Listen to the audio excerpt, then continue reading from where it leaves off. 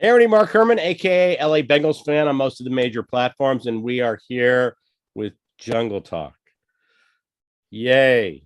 Oh, Hooray. um, wow. Not what I expected. This is not the show I expected to do.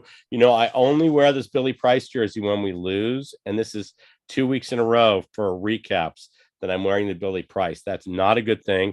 There is no victory horn out here to blow, so I'm not horny. And and there's not a lot of good to talk about. And I'm not going to bring you guys down. We're going to go through it. We're going to have some serious conversations here, but lots of bad. Obviously, anybody who's watched the game, and we'll just jump right into it. Yeah, On there's one not note, there's not a whole lot of good to talk about. But we also don't want to just beat the dead horse. right, We don't want to right. remind you what you already saw. So let's just talk about Well, what was wrong.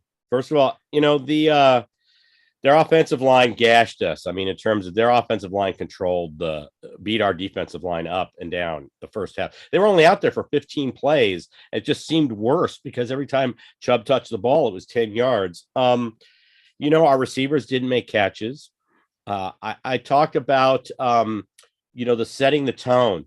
That interception to start that drive when we were going in for a score, it sets a tone. I can tell you countless. There was a Bengal game with Kenny Anderson where we drove down the field and fumbled at the goal line, didn't score on the opening drive. It set the tone for the game. There was a Andy Dalton game against Pittsburgh where we drove down the field and looked like we were gonna punch in. It just sets a tone that it's just so hard. I mean, that's a 14 or a 10-point swing right there. It's a difference between being chasing one score at half or that was just, I can't even tell you how big that was. It's going to lead to the one good thing I have to say. Can I throw that out there? So we'll do the one good thing first. I loved the fact that we took our second possession and marched it right downfield again and scored. Burrow put that in the rearview mirror. It was 7-7. It looked like we were actually going to overcome the tone that pick set, but that it didn't come to fruition. But that's my one good thing. I only have one good thing written, and that's it.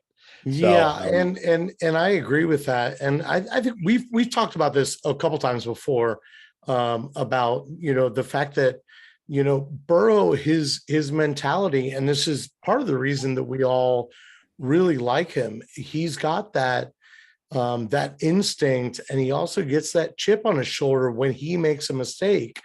He's like, I'm not going to let that one mistake be the thing that beats us. right. Unfortunately, today he made several of those mistakes. He made several mistakes, and his receivers didn't help him. I mean, No, you think about it. Perrine doesn't catch that third down pass where we can keep the momentum going, and then we go for it on fourth down and we don't make it. And then the very next play, Eli Apple, who is Eli Apple, he gives up the big play, and you're Eli!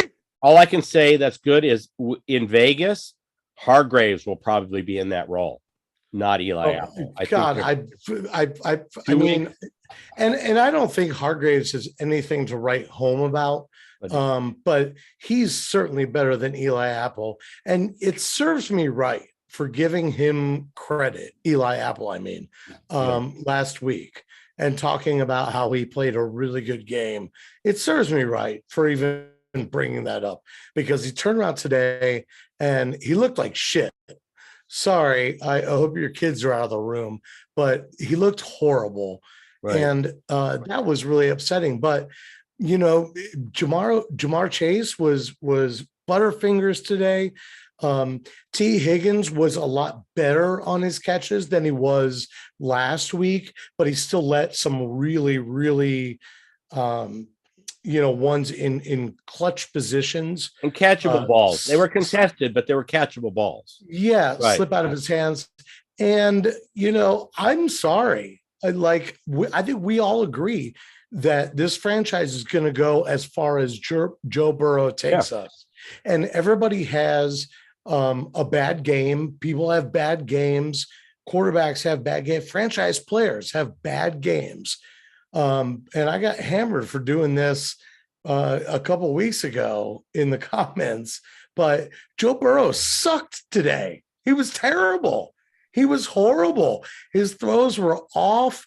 The two interceptions were disgusting. He had no business throwing either one of them. He could have been picked off at least two more times. Right. But I'm gonna come to his defense in one case. When you watch how our defense played in the first half, he knew that they could not afford to not score on possessions. And that makes you start pressing. You start throwing the ball in plays and we had opportunities. There was a touchdown to Chase that he couldn't bring in. Give their secondary credit. Their secondary knocked a lot of balls away, made most of the catches contested. They did a great job on our receivers. We've given them now, 6 weeks of film. So they have, or more weeks than that. But, you've got enough games now to where they kind of knew we needed to use Chase more. Early on, we had a play where we sent Chase deep and we went underneath to Higgins or Boyd. No, it's Higgins because Boyd didn't have a catch in the first half. And I thought this is what we should be doing all game. And then you have Burrow trying to force it in at the goal line. Chase was not the receiver to throw it to. If you've got Chase taking Ward out of the play, go to somebody else for that touchdown. Yeah, but I agree though. But I mean, I feel like I can count the number of times on two hands that Burrow tried to force the ball to Chase. Oh yeah, no, they did that. It ended up either in a drop or a knockdown, and they did play great defense. And don't get me wrong, Denzel Ward for Cleveland is one of the most underrated cornerbacks in the league, and he showed it today. He was really, really good because he was on Chase most of the day. So I don't want to take anything away from what they were doing, but I do want to take away from, just because you've hit a couple home runs, and I said this, by the way, in the setup video, just because you hit a couple home runs to Chase doesn't mean that you can always just go to Chase. You can't always do that. Tyler Boyd had one catch for 11 yards today. He had one catch for 11 yards, and he was obviously the guy to go to before you were down, 24-10 or whatever it was. 31-10, yeah. Notes. I don't. Yeah. Whatever it was. So, that makes life a little difficult. I will say that I think the offensive line played pretty admirably today. I do think once again that Burrow held on to the ball way too long in addition to trying to force the ball. So that's all coaching. So he's got to be coached up. He's got to be told to get rid of the ball and stop. I know we all think he's Superman. Like, we're Bengals fans, so we think he's Superman. We want him to be Superman. But that doesn't mean that he on the field needs to feel like he is Superman. Right. It's okay to chuck it away. Well, and that's what I was saying, is that the defense was being gashed so much. Even on they only had 15 plays. You look at these halftime stats. I didn't print out the game stats. These are halftime stats. We had 42 offensive plays to their 15, okay? And we had the ball 22 minutes to their 7. Now, when I give you those two statistics, you think we're up big at half, right? Huge. Right. And instead, it was, we were chasing. We were getting killed. So it wasn't even it wasn't even as close as the score would suggest. 24-10, but literally 249 total yards to 160, 15 plays to 42, 22 minutes to 756, so almost 8. So and there you go. I mean, it was just bizarre. And I know, like I said, when they scored quickly. We had I want to comment on this. We had 2 plays today where we would have been better off if we just had gone with the initial play. The offsides, which gave us another chance on 3rd down, and that led to the interception. We would have been better off if there was no offsides and we kicked the field goal and go up 3-0. That right there, you don't have that whole start to the game. And then Bates sees something, we call timeout, and the next play out of the timeout is a 70-yard run by Hub, which Eli Apple missed the tackle. He was the guy when he broke through the second layer, he didn't even get close to Chubb. So, But we would have been better off. I don't care what the play was that we had called. Let's not spend the time out because it could not have been worse than a 70-yard run by Chubb right through the defense. So, Right. And you know, even that, I mean, I know that was a 71-yard run and that kind of skews the numbers, but to put it in perspective, it, you know, as much as I see in comments and on social media, Bengals fans talking about the Bengals, you know, they talk about we're running the ball too much. We need to throw the ball more, and such like that. You know, Mixon was 13 for 64 today. He had 13 carries for 64 yards. That's almost 5 yards per carry. yeah. That's really, really good. And we just basically eschewed the run from the jump. We just basically said, nah, we're not going to do it. We're not even going to be involved. So that's 13 for 64.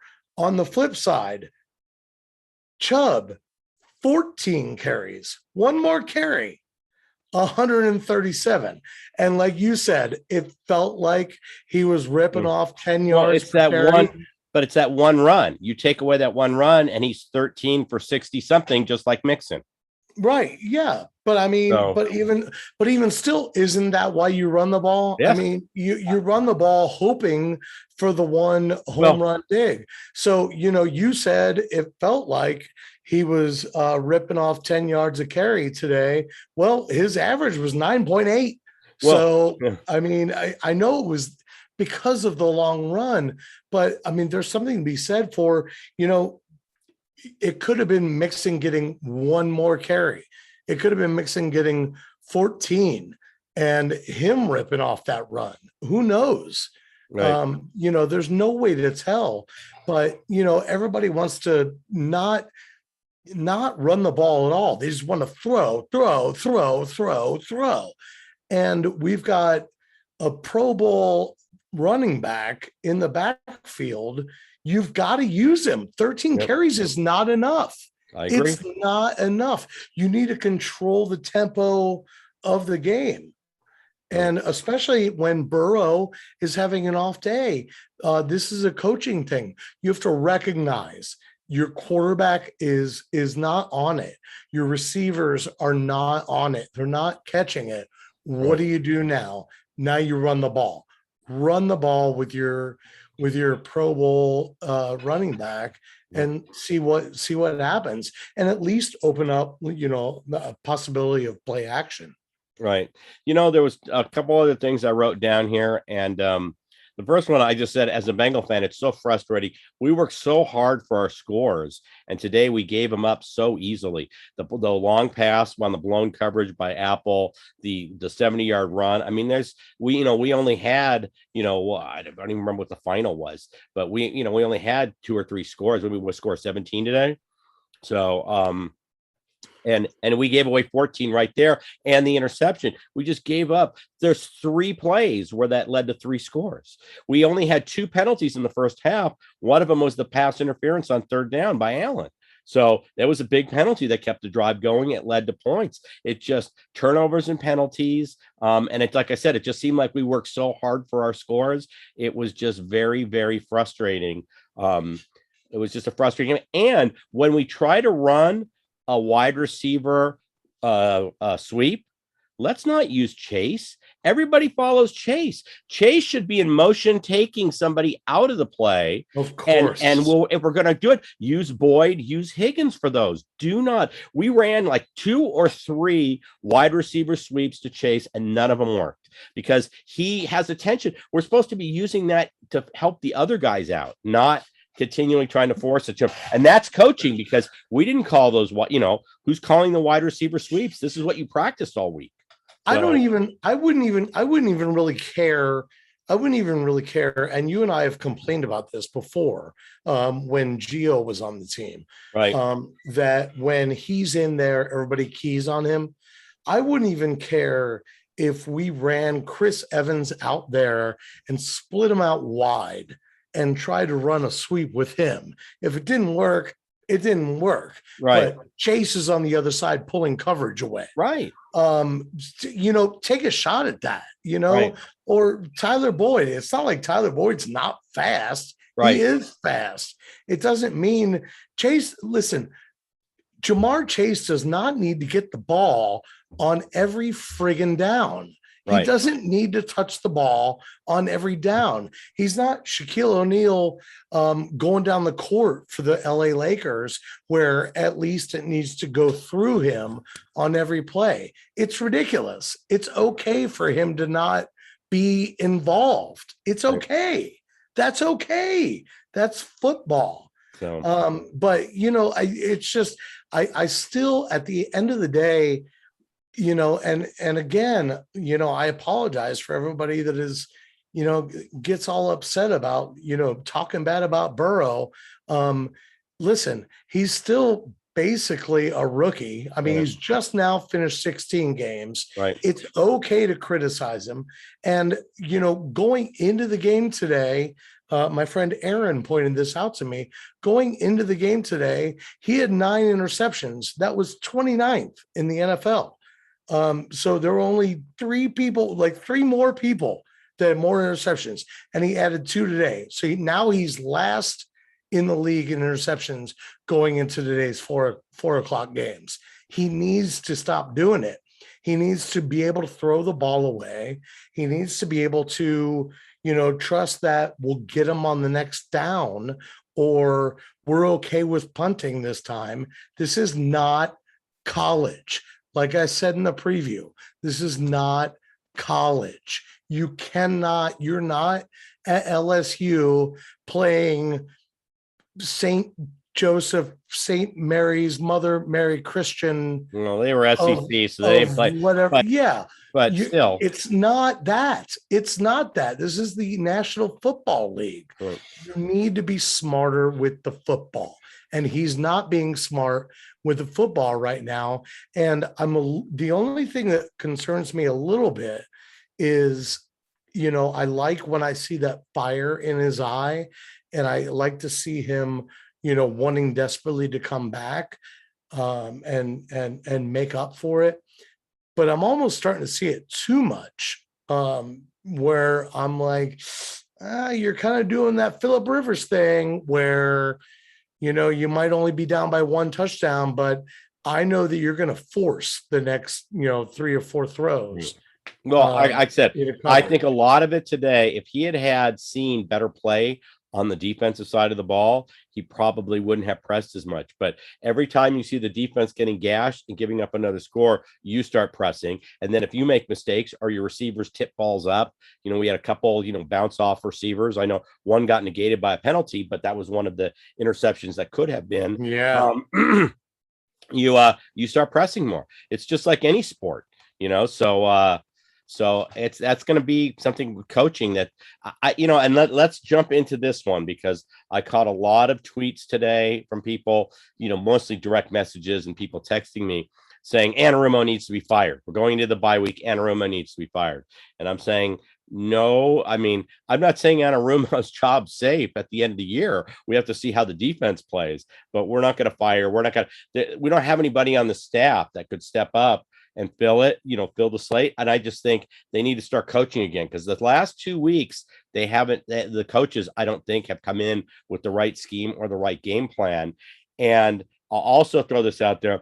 This is why missing the field goal against Green Bay and blowing the Jet game last week hurts, because this could have just been our 2nd or 3rd loss. And instead, It's our 4th loss because we gave away a couple games we should have already had. So, well, yeah.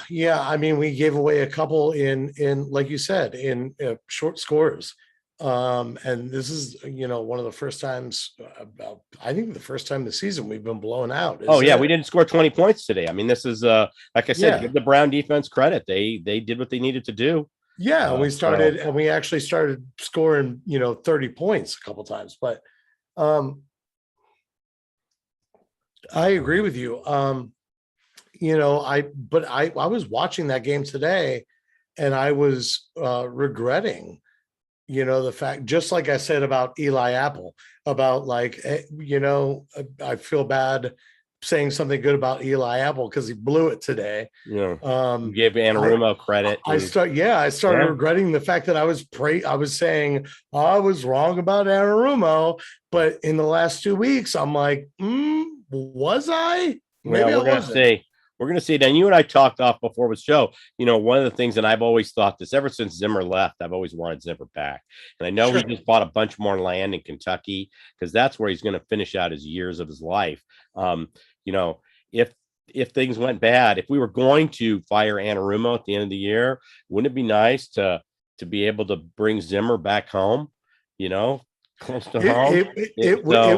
But I don't believe in making the change. We don't have a Mike Zimmer type on our defensive roster in coaches who could step in and be the coordinator. So it's Anarumo for the rest of the year, and then we'll reassess. And like I said, if Anarumo, if we make the playoffs and barely, but it's not because of the defense, and Zimmer becomes available, we're going to see how things play out, because the Vikings blew their game today. That would have been the one saving grace, is if Baltimore hadn't come back and the Vikings had held on, even to getting the interception in overtime. They got the interception at midfield in overtime and then moved back 10 yards and ended up punting it. They were literally at like the 45-yard line. So I was thinking, oh, great, everybody will be 5-4. If the Steelers win tomorrow night, everybody would be 5-3 or 5-4, and we'd literally be back at the start of the season, right? No worse off than when we start, So, but we happen to be in the hardest division in football. We're the only division where everybody's over 500. Yeah. No other division in football. And I agree with you on the Zimmer thing. Of course, I think anybody in Cincinnati would love to have him back. But like you said, we were talking about it before this video, and I still firmly believe that when Mike Zimmer retires, it's going to be as a head coach. I don't think he's going to come back and be the defensive coordinator. You made a great point while we were talking about this. Well, he could be the D coordinator, and if Zach Taylor is let go, he could step up into that role, which is a fantastic point. But the thing that I think we forget is that Zimmer was already in that situation. He was already in the situation where one more year, Marvin Lewis leaves, you're going to step into the head coach role. It was more than 1 year. That was the thing. And he was like, nah, not into it. Yeah, but this is not Marvin Lewis. It's just they gave Marvin Lewis a very long leash because he changed the culture in Cincinnati. So they gave him a very long leash coming out of the lost decade. Hasn't Taylor? Right. Well, hasn't Taylor though? Well, he has now, but like I said, it's how long are you gonna? I said before, Taylor will be on the team as long as Burrow backs him. The second Burrow doesn't back him, Taylor's gone. It's that simple. Agreed. It's Burrow holding the leash on Taylor. And basically, but as long as Burrow says, no, I'm behind Zach, Zach's not going anywhere. But and it's the same thing with Anarumo. I don't think he's lost the locker room by any means. I saw solidarity with the Jets when 3 guys came this week. The only presser I saw was Hubbard, and he was talking about, teams have caught up to us. We've shown them what we can do. They're now up for us. They've seen footage. So they're going to have to, they've got a bye week. I didn't want to go into our bye week like this, but that's how it's going. And, they've got issues. We gave up back-to-back 30 burgers. Yeah. Okay, there's issues. There's something has to be. Today was a lot of self-inflicted wounds too. So something has to be done. And, I guess the saving grace is, compared to a lot of other teams, our injury issues have not been a problem. We don't have a lot of people banged up or anything like that. So in our case, the bye week is going to come at a good time, if for nothing else than just to, for the coaching staff to get together and say, all right, what are we doing wrong? Because as you said a couple times on these videos, the coaching staff is growing with the football team. They're young. Well, I mean, Anne Arumo's not young, but it's, a new he's coaching inexperienced staff. for a coordinator. He's inexperienced. Yeah, Right. it's a new coaching staff. It's an inexperienced coaching staff, and they could use a week to kind of come together and figure out, well, this is how we're gonna formulate our attack Right. going forward. And regroup in Vegas. It's funny because Hubbard addressed just that. They asked him, would you have rather had the win, going into the bye week, or are you okay? Or no, did you want a game next week so you could get rid of this game, within the next week, or are you okay going into the bye week? And he said, you know what? It's a long season. We're 5-4. We're still in the mix, and we could really use the reset, the week off, to just kind of hit the reset button and come back out like they did on opening day, and hopefully with a better game plan. So it was funny that they asked him the same thing, are you upset that you don't have a game next week to get this in the rear view mirror? And he said no. And he said no. He said we kind of need the reset after the last 2 weeks. So sure, it's a very candid comment by Sam Hubbard. Unfortunately, that was the only interview I saw. I was watching the Ravens in overtime, and we'll catch more of it up. So right, and I agree with that. I think we are in need of a reset. Usually, everybody looks at injuries when they come out of the bye week. Everybody worries about, let's get these guys. Brandon Wilson was the only significant one, and that looked like a bad injury today. I think he's done for the year. I mean, that part and the way that, and the fact that the replay wouldn't show it after the commercial, they wouldn't show it to you. I went back and watched the other one, and I saw the body going one way and the knee staying planted, and I said, "Oh, but they wouldn't show once they won't show you the replay." That tells you everything you need. Right.